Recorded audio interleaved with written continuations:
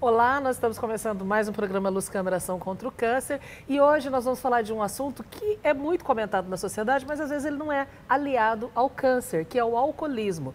No dia 18 de fevereiro é o dia de combate ao alcoolismo. Por isso que nós estamos aqui com o Dr. Rafael Araújo, que é médico coordenador do Departamento Digestivo Alto. Dr. Rafael, o que alcoolismo e câncer têm relação? Primeiro, eu quero agradecer a oportunidade de estar aqui. Realmente é um assunto que é difícil a gente conduzir porque ele é muito silencioso dentro da sociedade, né? Visto que é muito comum a gente ter o consumo de álcool dentro de todas as festividades que a gente tem, toda a questão social do álcool ser difundido, podemos culturalmente, dizer, milênios aí na sociedade, né? E em relação ao câncer propriamente dito, o alcoolismo está associado sim a alguns cânceres em especial, principalmente do aparelho digestivo. São cânceres que recebem a influência da ingesta e tem a lesão propriamente dita pelo álcool, assim como o álcool muitas vezes ajuda a potencializar o efeito de outros agentes agressores, como o cigarro, por exemplo, né?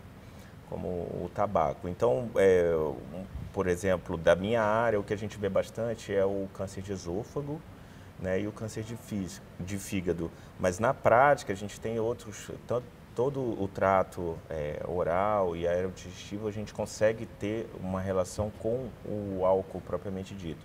Uma relação direta, porque é exatamente direta, por onde o álcool passa para consumo do organismo todo. Exato. Né? Sendo bem purista em termos científicos, a gente não consegue criar uma associação causal exatamente muito clara, mas a gente tem uma associação forte que é evidenciada em todos os trabalhos, digo, nos trabalhos mais consagrados sobre o assunto, onde a gente percebe que no câncer de boca, de orofaringe, esôfago, a gente tem uma relação muito clara com a ingesta de álcool. Só que, muitas vezes, com uma ingesta prolongada, o alcoolismo propriamente dito. A outra questão que a gente fica, e aí partindo para uma ingesta aumentada mesmo de álcool, é a questão da cirrose hepática, que é um processo que se instala no fígado, que é irreversível, e ele por si só já é um dos principais fatores de risco para o surgimento do hepatocarcinoma, que é o câncer próprio do fígado. Tá? E, então, é muito comum no Brasil, por exemplo, a cirrose alcoólica é a segunda causa de cirrose no Brasil, só perde para hepatite C. E quando a gente fala a palavra alcoolismo, nós estamos nos referindo a um comportamento específico, e aí fica aquela dúvida de quem toma sua cervejinha todo final de semana, de quem toma o seu, como é que popularmente os mais antigos chamam do seu digestivo antes do almoço, ou antes do jantar, ou depois. Então, fica essa dúvida, o que é o alcoolismo em si, o que é considerado alcoolismo? Bom, essa acho que é a grande questão, né? Então, assim, aqui a gente fala de hábitos de vida como um todo, né? Então, quando eu recebi o convite para essa entrevista,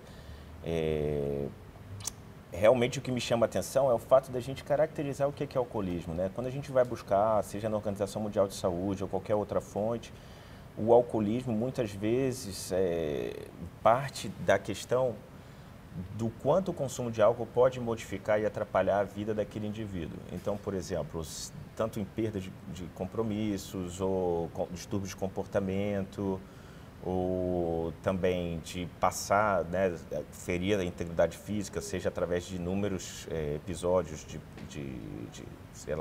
ou de ressaca, ou condutas perigosas, como dirigir. Então, enfim, todo o alcoolismo é muito difícil a gente conseguir caracterizar o limite disso. Isso efetivamente, na medicina, é um pouco difícil.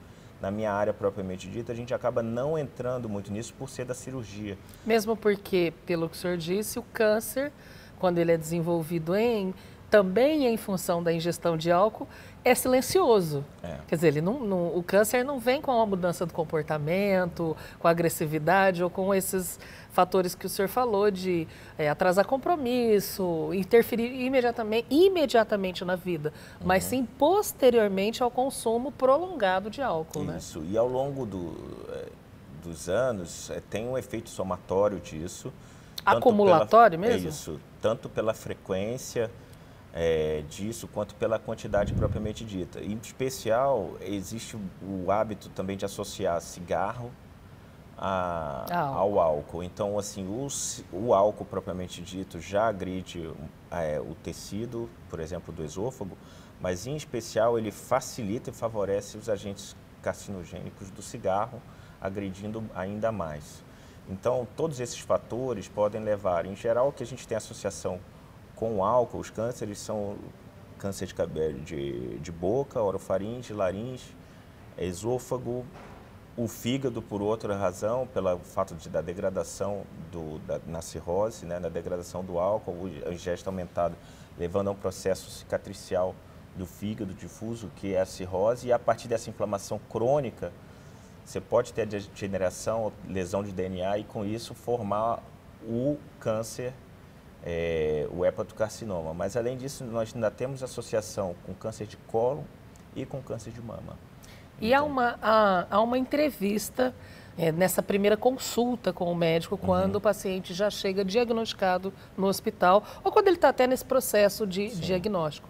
Vocês perguntam isso, se há consumo de álcool? Com certeza. E o paciente é honesto? Na maioria das vezes? Essa questão é difícil de responder. O que muitas vezes a gente tem e que facilita é a vinda de um familiar. Porque o paciente que efetivamente toma consciência da gravidade da sua doença, ele é honesto. Mas alguns pacientes chegam ainda sem entender a gravidade do quadro que ele está passando. E muitas vezes não estão dispostos ou efetivamente não conseguem parar sozinhos, já por uma dependência química, muitas vezes, já do álcool. Então, mediante tudo isso, de vez em quando a gente percebe que não há uma transparência nessas informações. Mas o apoio do familiar é fundamental, tanto para a gente efetivamente estimar, seja o consumo de álcool, seja o consumo do tabaco, mas principalmente para apoiar esse indivíduo que por si só já vai enfrentar um grande drama, que é conseguir parar com o alcoolismo. Isso por si só já é um passo decisivo na vida dele, ainda mais se concomitantemente ele está vivendo uma situação de câncer com um risco real de não obter cura com esse tratamento.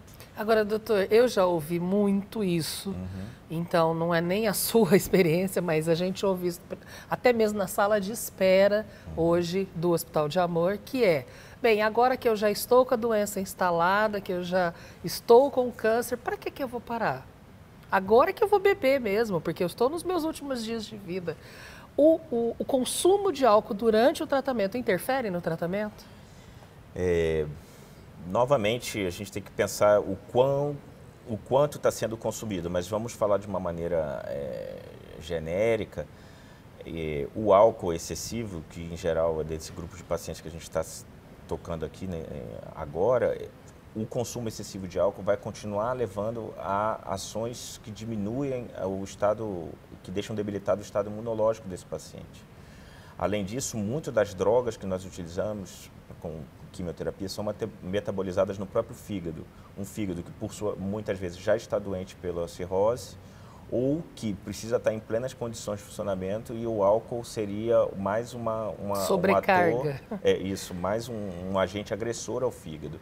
Então, definitivamente, o ideal é que haja a cessação do álcool, da ingesta de álcool durante o tratamento. O que não é fácil, né, doutor? E mais uma vez a família entra nessa situação. É necessário o envolvimento de toda a família para que haja uma conscientização do alcoolismo. Certamente. E o que é muito importante é a consciência da família e do paciente, entender que ao parar com o alcoolismo, muitas vezes não é um gesto simplesmente espontâneo, que precisa de apoio médico muitas vezes, ou de outras áreas, mas que o auxiliem a parar com a ingesta crônica e acentuada de álcool.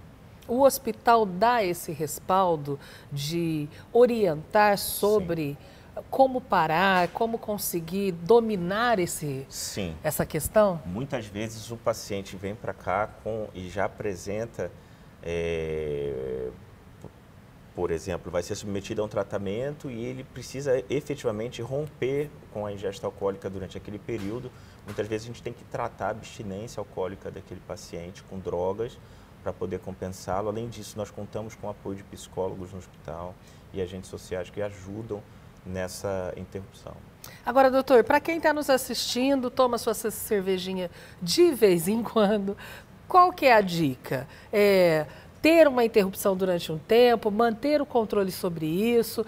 Qual que é essa relação com o álcool para que a gente não venha a sofrer no futuro?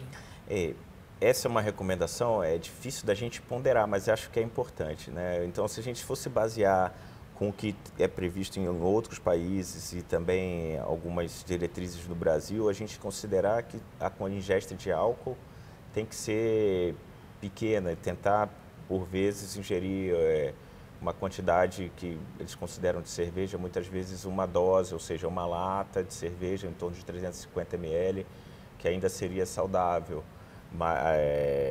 Não agrediria tanto, mas com certeza doses aumentadas poderia trazer algum risco. Então o que se espera é que haja uma moderação e um bom senso, e não, de novo, o álcool, aqui a gente está conversando hoje sobre câncer, mas na verdade ele está relacionado com inúmeros problemas de saúde, seja pancreatite, o próprio alcoolismo, cirrose hepática, que pode por suas vezes não causar o câncer, dentre outros problemas. Então, nessa questão, o segredo é a moderação. Voltamos à frase que é obrigatória em todas as propagandas de qualquer produto que tenha álcool: beber com moderação, beber né, doutor? Com moderação. Muito obrigada, viu, pela sua entrevista. Eu que agradeço. E fica a dica para você: se alcoolismo e câncer estão também intimamente ligados, o ideal é ter uma qualidade de vida também na alimentação e no que você ingere, no líquido que você ingere. Se você quiser mais informações, não só sobre esse assunto, mas sobre outros, consulte sempre o nosso site, hospitaldeamor.com.br. A gente se vê no próximo programa.